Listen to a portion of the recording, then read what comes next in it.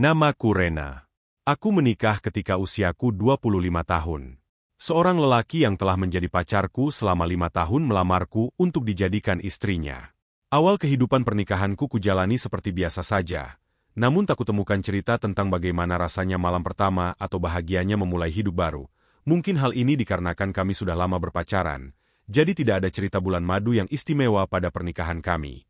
Setelah menikah kami langsung merantau ke daerah yang benar-benar baru untuk kami. Kemudian kami mengisi waktu dengan bekerja dan bekerja. Tak ada lagi romantisme yang ditunjukkan oleh laki yang kunikahi ini. Jika sekali-kali kuajak keluar untuk sekadar pergi nonton atau makan malam romantis, dia selalu berkata, "Sudah menikah ini tak usah macam-macam. Jangan ikut-ikutan gaya pacaran anak remaja. Nanti kamu sendiri yang repot." Kami sudah sampai tahap saling menyayangi. Jadi tak ada lagi kata cinta-cintaan seperti di sinetron. Akhirnya aku coba terima semuanya. Kujalani kehidupan pernikahanku ini, dulu ketika pacaran, dia selalu setia menantiku, menjemputku bahkan mengantarkanku pulang ke kampungku yang cukup jauh. Yang mana tidak hanya menghabiskan waktu, juga membutuhkan biaya yang cukup besar. Untuk seorang mahasiswa itu sudah mewah. Namun sejak menikah dia selalu menurunkanku di jalan dengan alasan dia mau pergi bersama temannya. Saat menjemputku pulang kerja, dia memaksaku menunggu di depan kantor tanpa memberitahu kapan dia datang. Bahkan tak jarang dia tega meninggalkanku di kantor, ketika dia menjemput dan aku tidak langsung menunggu di depan kantor. Kehidupan seperti ini cukup lama aku jalani. Namun karena sudah terbiasa tidak lagi membuat aku merasa keberatan, hampir 9 tahun lamanya kami berumah tangga. Namun kehadiran buah hati yang selalu diidam-idamkan tak kunjung datang. Untuk masalah ini akulah yang paling disalahkan. Aku dianggap perempuan yang tidak subur, karena tak kunjung memberikan keturunan. Selama hampir 4 tahun akulah yang harus menjalani pengobatan kemana-kemana. Dari mulai program dokter, bidan hingga alternatif ke dukun. Pengobatan medis yang masuk akal hingga pengobatan yang berbau syirik dan tak masuk akal, mertuaku selalu menyalahkanku dengan berkata, "Rahim kamu itu panas, minumlah yang dingin-dingin." Alhasil aku minum semua jenis makanan dan minuman yang dianggap dingin. Namun tetap saja tak berpengaruh, kamu suka mandi malam sih. Kamu kalau jalan terlalu cepat, pelan-pelan, dong, itulah contoh kalimat yang sering diucapkan mertuaku.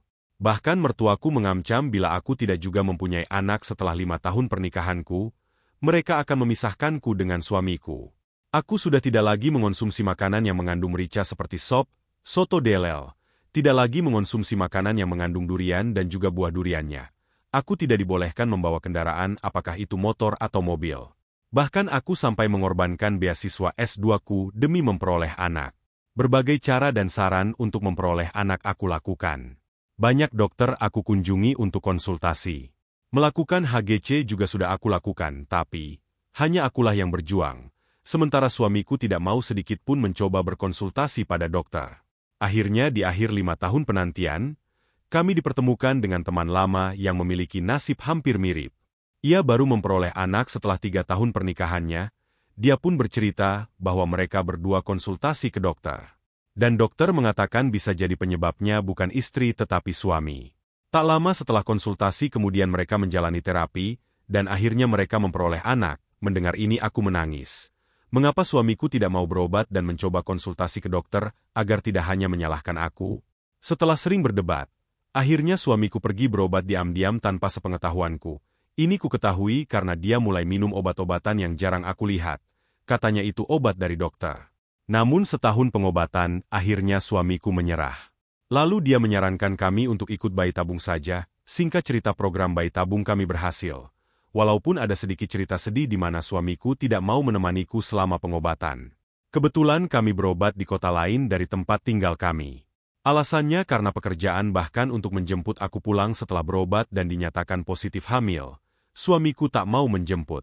Aku pulang sendiri, sungguh pengalaman yang sungguh menyedihkan. 8 bulan beberapa hari kemudian lahirlah anak kami.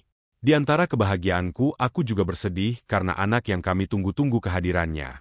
Seperti tak disambut baik oleh suami dan keluarga besar suamiku. Tak sehelai kaos baru atau perlengkapan bayi yang disediakan oleh mereka.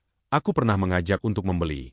Tapi dia menolaknya karena berpikir akan mendapatkan semua itu dari kado yang diberikan keluarganya. Tapi pada kenyataannya tak ada satupun dari mereka yang memberi kado pada anak kami. Ketika aku harus dirawat di rumah sakit karena ada permasalahan dengan kehamilanku, suamiku bilang bahwa kami tidak punya uang. Ia meminta sebaiknya pulang saja, istirahat di rumah dan tidak mengambur-hamburkan uang. Akibatnya proses melahirkanku dipercepat, lahirlah si kembar. Anak kami tanpa ada persiapan apa-apa. Bahkan untuk membayar biaya persalinan kami saja dia tak punya. Semua biaya ditanggung oleh adikku. Tak lupa anting-anting kecil dibelikan olehnya untuk anakku. Perjuanganku ternyata tak sampai di situ. Kutahan air mata ketika kedua buah hatiku harus menggunakan perlengkapan bayi lungsuran dari kakak sepupunya. Ibuku tak bisa lama menemaniku karena ada urusan yang harus diselesaikan, yaitu proses lamaran adikku yang paling kecil. Kurawat badanku sendiri, kubuat jamu sendiri, cuci baju sendiri dan merawat buah hatiku sendiri, sementara suamiku sibuk mondar-mandir dengan mobil kesayangannya. Tentu saja dengan alasan bekerja. Asupan makanku sebagai ibu menyusui tak diperhatikannya. Aku harus usaha sendiri. Dia sengaja tak memanjak aku dengan alasan agar aku bisa menjadi ibu yang kuat dan mandiri. Tapi menjadi kuat dan mandiri ternyata tidaklah mudah tanpa dukungan suami. Singkat cerita, belum genap 3 tahun usia anak-anakku, suamiku pergi meninggalkan kami. Gelagat ini sudah terlihat sejak kami sering bertengkar, karena aku butuh bantuan dan perhatiannya. Padahal selama ini aku bekerja, mengurus anak, mengurus rumah juga mengurus suamiku. Ternyata kepergiannya ini sudah menjadi skenario untuknya. Dia memang sudah lama ingin meninggalkanku, karena dia sudah punya pacar baru. Bahkan ketika aku hamil, dia sudah melakukan perbuatan yang sangat dilarang agama dengan pacarnya itu. Kini kusadari semuanya. Ketidakpedulian suamiku pada kami ternyata, karena adanya orang ketiga, hancur hidupku. Berderai air mataku ketika melihat dua buah hatiku tak memiliki sosok ayah. Tak tahan hati ini untuk mengutuk perbuatan mereka berdua, ketika dua buah hatiku menangis menanyakan keberadaan ayahnya. Tapi aku tetap jalani kenyataan pahit ini. Sedikit demi sedikit kubangun kepercayaan diri. Kupasrahkan jalan hidupku pada Ilahi, dan berharap hidupku akan lebih baik. Beberapa tahun setelah kepergian suamiku, aku masih menjalani kesendirianku. Berat, letih namun aku harus tegar demi anak-anakku. Suamiku yang dulu pergi dengan kesombongannya, kini rajin berkunjung ke rumah dengan alasan bertemu anak. Komunikasi melalui telepon setiap hari dilakukannya, hingga kudengar kabar bahwa keluarga barunya tak juga mendapatkan momongan. Pantas saja belakangan ini dia jadi rajin mengunjungi anak-anaknya. Semoga mereka menyadari bahwa bukan aku yang bermasalah tetapi lelaki brengsek itulah yang bermasalah hingga tidak bisa punya anak. Sedikit demi sedikit aku perbaiki hidupku. Rumahku yang dulu kecil dan berdapurkan tembok kayu, sekarang sudah lebih baik dan lebih permanen. Aku pun sanggup membeli kendaraan sendiri hasil dari kerja kerasku selama ini. Kudedikasikan hidupku untuk keberhasilan dan kebahagiaan kedua buah hatiku. Semua kulakukan demi anakku. Kuserahkan hidupku dan anak-anakku pada Yang Maha Kuasa. Kudekatkan diriku dan kupertebal pengahambaanku kepada Allah Subhanahu wa Ta'ala. Harapanku menjadi lebih baik dari hari-hari sebelumnya.